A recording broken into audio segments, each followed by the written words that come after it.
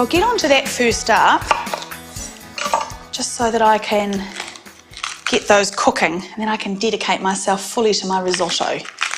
So I'm just de-seeding and taking some of the white of the capsicum out. It just tends to be a little bit bitter.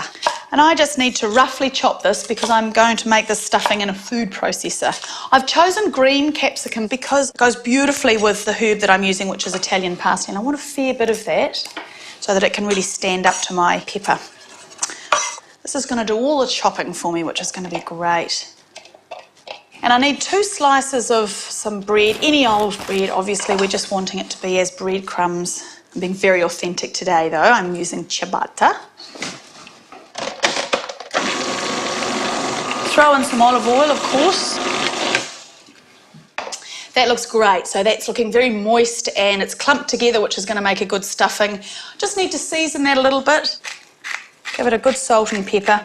Salt has the impact in food and cooking of bringing up the flavour, so whatever flavour you've got in there tends to bring it up. So does lemon zest. I use lots of lemons in cooking. Give it a bit of a stir. Let's take one of our thighs. You just grab a little bit of stuffing. Roll that around. And I do a little crisscross with my toothpicks. And that way it sort of really tends to keep them together. I love the dark meat of the chicken thigh because it's got a lot of moisture and it's got generally a little bit more fat in it than the old breast.